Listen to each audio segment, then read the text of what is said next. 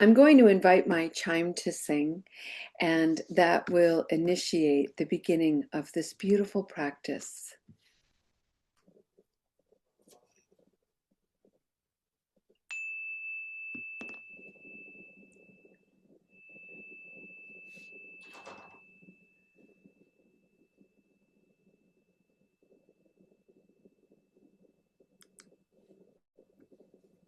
Welcome, everyone.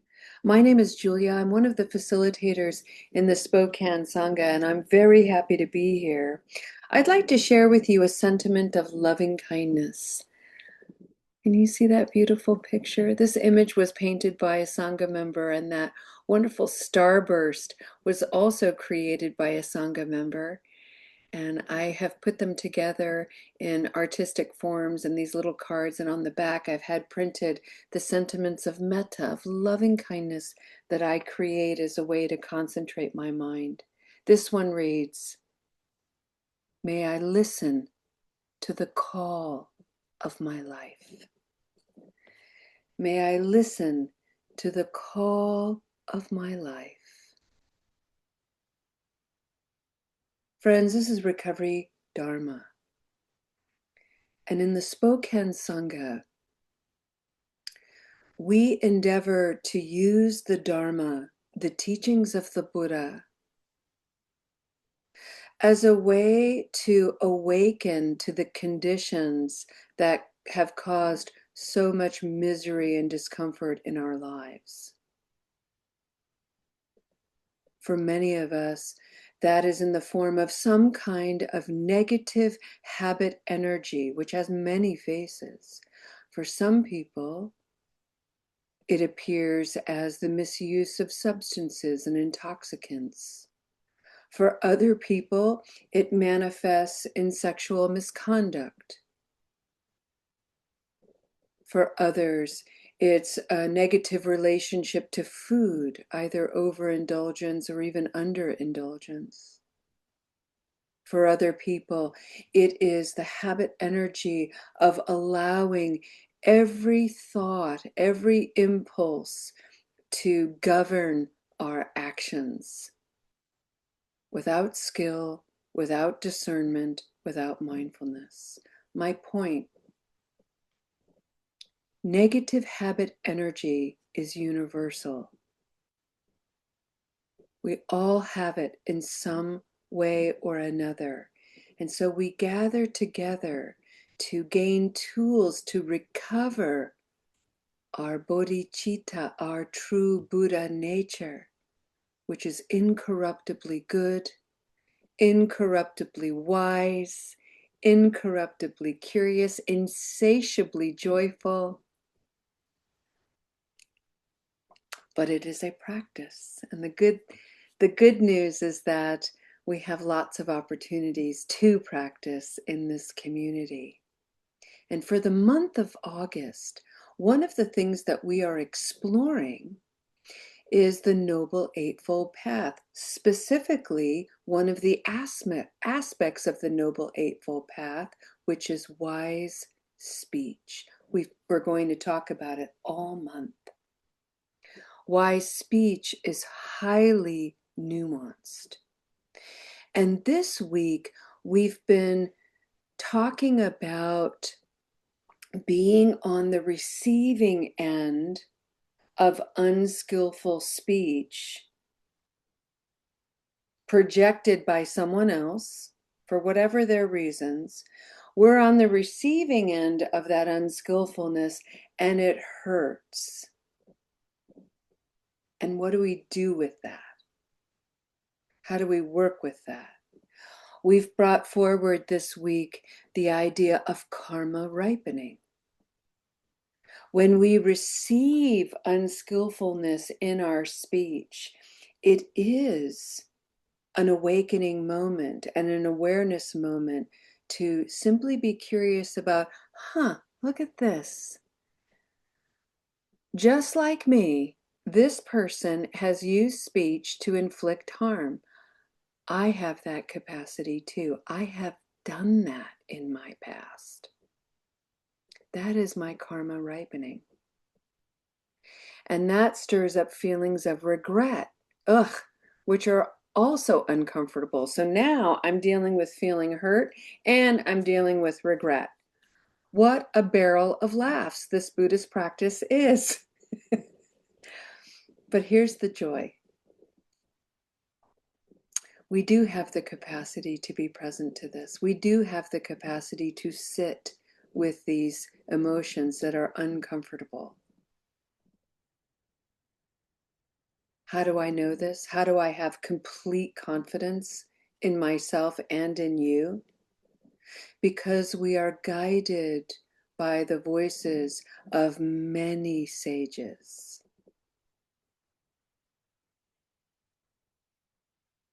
Today, I'd like to share with you the voice of a sage, a wise one, who was completely instrumental in changing my life.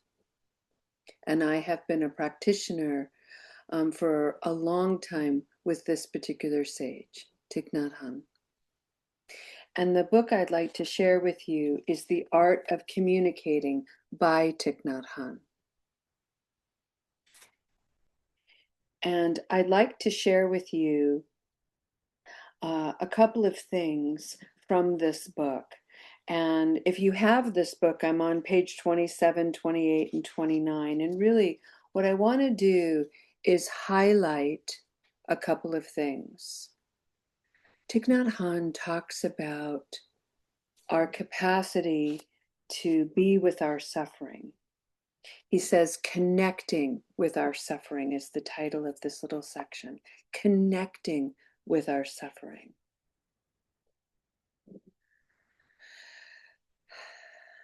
So it's one thing to say, you know, I'm suffering, I'm uncomfortable, and we can think about the conditions. It's something else to actually feel it, to be with it. And for many of us, being present to our misery and our discomfort is pretty much the last thing we've been doing for decades. We've been running from those uncomfortable feelings. We've been anesthetizing those feelings. We've been consuming things to numb those feelings. It's all very, very human.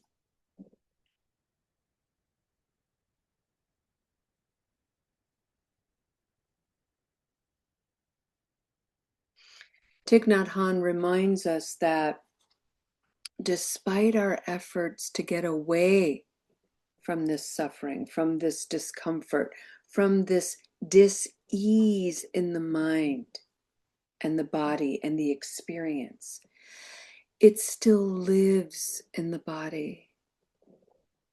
It's like it lands in the body and seeps in. And behind the scenes of our awareness, it goes to work. And it creates tension and sourness and holding. So Thich Nhat Hanh suggests one of the first things we can do to be with whatever it is that we're feeling that doesn't feel particularly pleasant is to notice, where is this coming alive in my body? That's it. Just notice. And you may find that your body has very specific places where it holds this anxiety or this tension. If you're in my body, I tend to hold it in my gut and lower back and shoulders. And so when I come into awareness of the discomfort that's visiting with me, let's say somebody hurt my feelings, or let's say some situation has caused distress. The muscles in my shoulders, along my neck and shoulders, are immediately going to clamp up. And you know what? I wouldn't be able to stop this if I tried. That's just what my body does.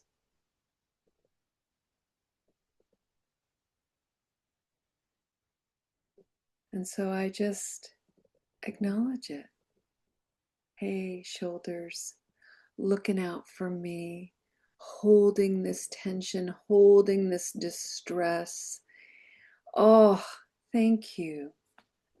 And how about with my awareness now, with my presence to the distress being carried, being sherpa'd by my shoulders, I give you a little relief.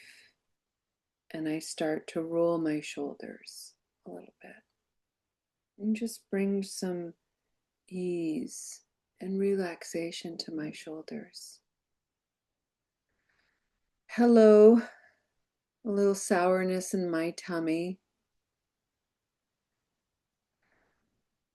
Is there anything you need? Maybe a little belly rub in some circles. Maybe a little cat-cow stretching. Maybe a little smile of awareness. What is your body doing, friends? Your body is a foundation of mindfulness that you can go to again and again. It is a homecoming, as Thich Nhat Hanh likes to say. And you can treat your body reverently by simply acknowledging, oh, you're looking out for me. You're trying to hold this distress. Thank you. I'm going to breathe with you, body, and help bring some ease to this tension. Isn't that amazing? It sounds so simple, maybe even a little hokey, and yet it is profoundly true.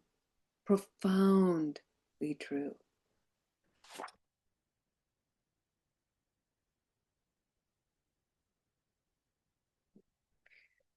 Thich Nhat Hanh writes, when we begin breathing mindfully, feelings of loneliness, sadness, fear, and anxiety may come up.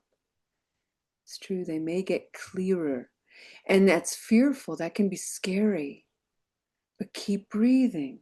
He writes, when that happens, we don't need to do anything right away. We can just continue to follow our in breath and our out breath. Amazing.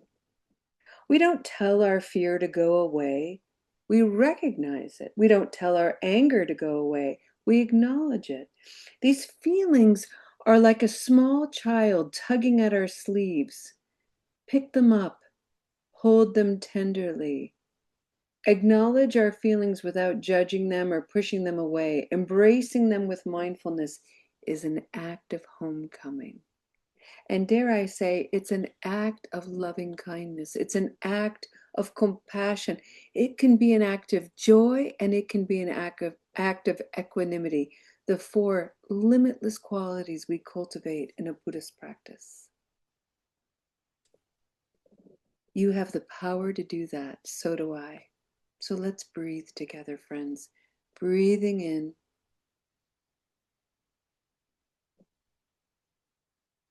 breathing out.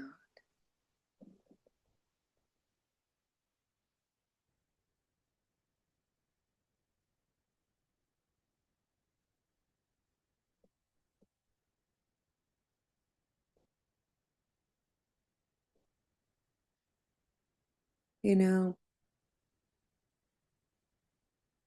one of the human things that we can offer ourselves is by cultivating a little bit more self regard to the body. We don't have to run out and suddenly, buy a whole bunch of health foods. You don't have to clear out your cabinets of the Lucky Charms if you're in my cabinet, or the Cheez-Its, oh, or the or the ramen, or the sugar, you know? You don't have to get rid of all of that. Those are comforting things sometimes. What this practice is reminding us is that we can also treat our body with those comforting things that aren't always the best for us, And we can treat the body with a little bit more self-regard by the cultivation of awareness in our breath. So when we have distress, let me put it into the first person. When I have distress, I don't have to go to the bag of candy corn that my daughter insisted I buy and eat even one. I don't have to do that. I can watch my thought go there and I can acknowledge it. Wow, would you look at that?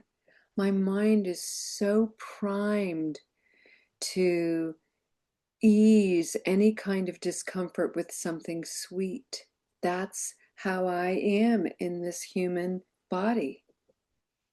But rather than fill my body with excessive sugar, I'm just going to breathe instead. I'm just going to sit with this distress for a few more minutes and see what happens. I'm going to tell my body that's craving that sugar, not today. It's okay. Sit. So simple, so profound.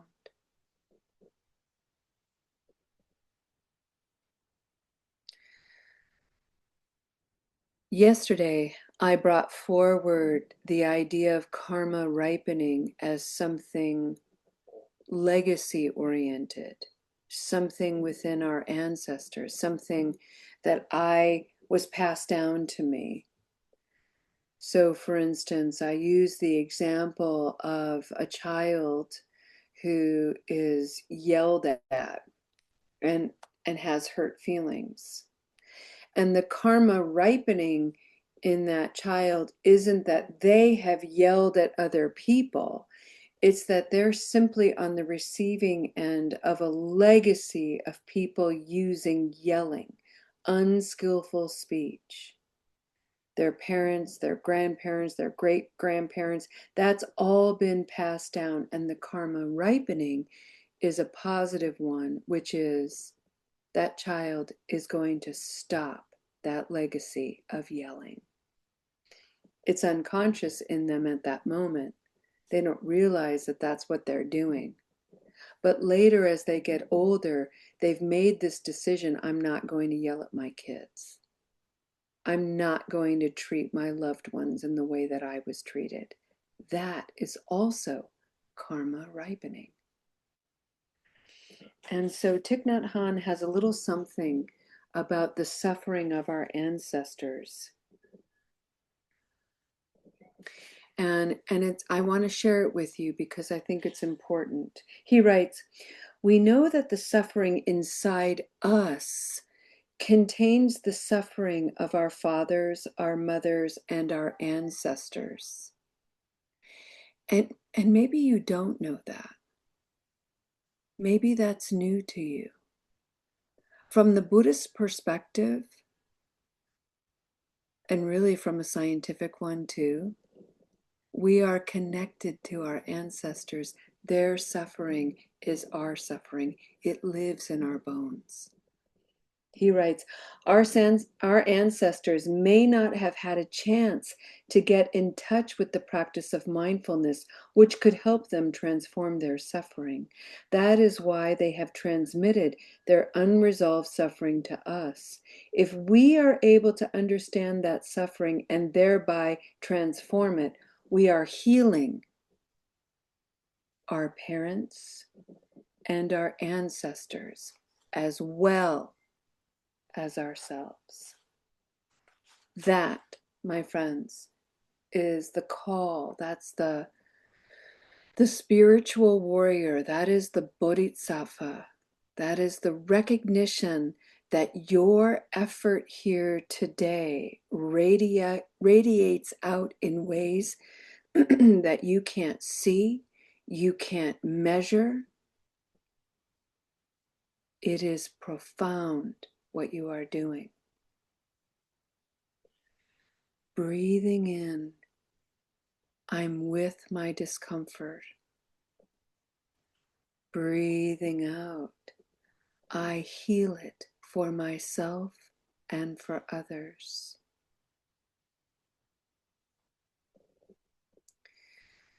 Breathing in, I'm aware of the discomfort in my body. I'm listening deeply. Breathing out, by healing the tension in my body, I heal a legacy of tension.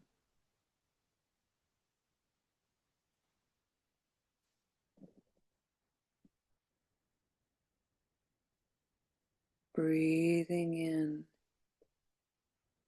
this miracle of mindfulness. Breathing out, alive in me.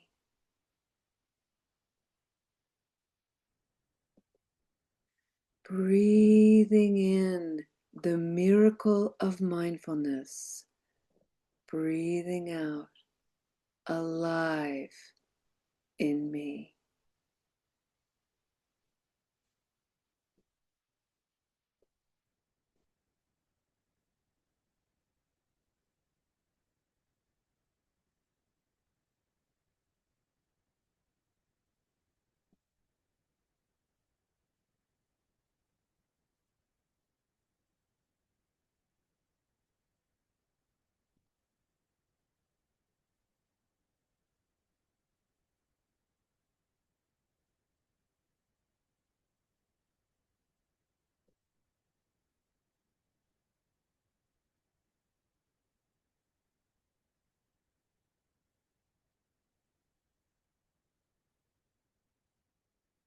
Friends, I'd like to end our practice today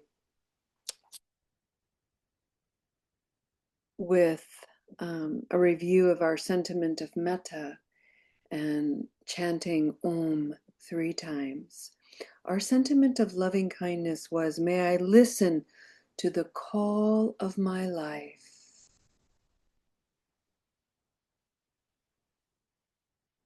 And sometimes to hear and to listen deeply, we have to clear the air.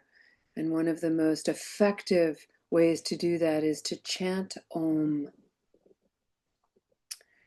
If you'd like to do that with me, I'm simply going to breathe in, and on the exhalation, chant sound of Om. Breathing in.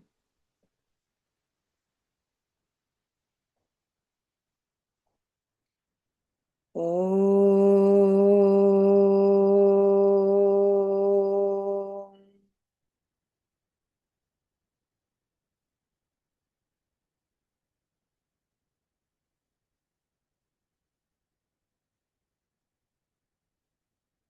Om.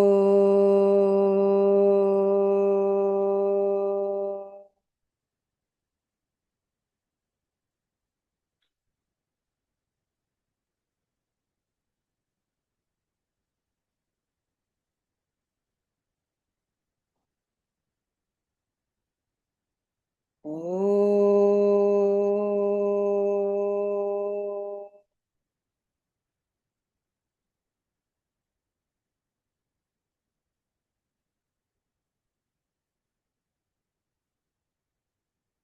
Thank you, friends.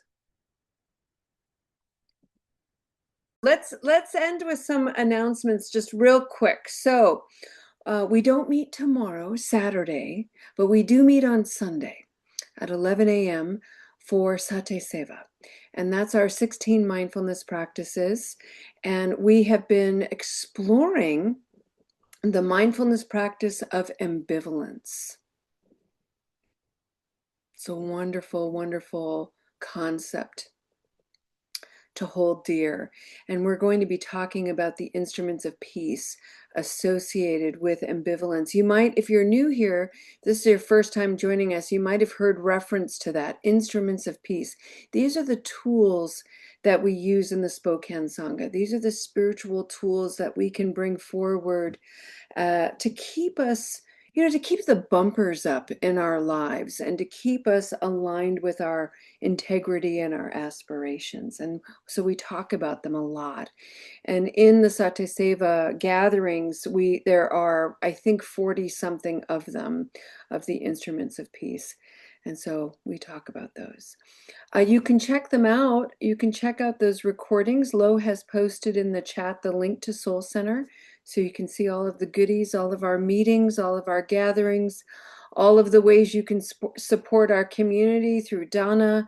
Even if you were to go to the Tokens of Mindfulness page and make an offering for the Sentiments of Metta cards or the prayer flags or whatever, all of that goes back into supporting Soul Center. It helps support the physical space that we have to maintain. It helps us pay the rent. It helps us pay the lights. It helps us pay for insurance. It helps us with our community outreach. So there's your support here really does ripple out far and wide. It supports postage. I don't know if you've been mailing anything lately, but postage is expensive.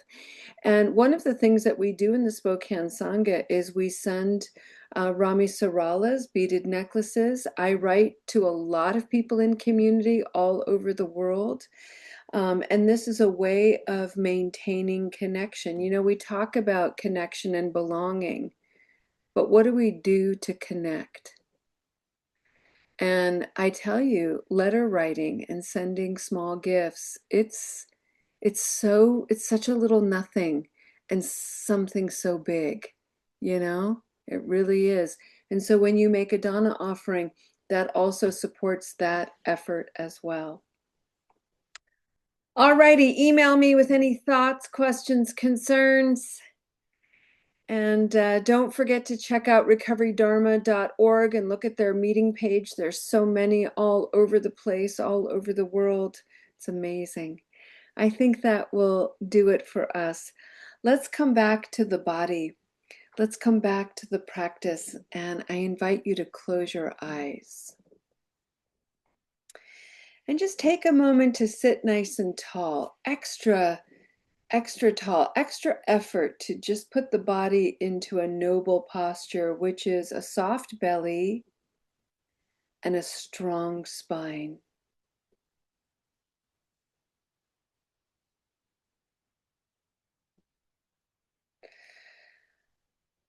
Today, we heard from a beautiful Sangha member about how challenging it is to leave this space of practice and interface with the real world. The world that is full of aggression and hostility, blame and projection.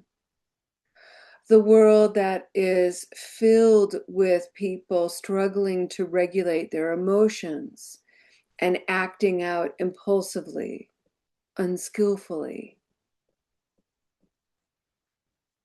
The world where people are still functioning under the idea that war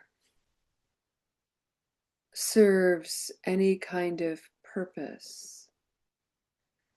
And as a result of that, we take all of that confusion and all of that misguidance, all of that ignorance, we take it in. We breathe it in. It affects us deeply. And before we know it, we're at war with ourselves. We have all kinds of internal hostility and aggression. And if unchecked, it comes out. It comes out in the way we interact with people, in all of the neurotic, obsessive, angry, dysfunctional things that we can do toward one another and toward ourselves. So we do have to come back to this practice once in a while and ground and center.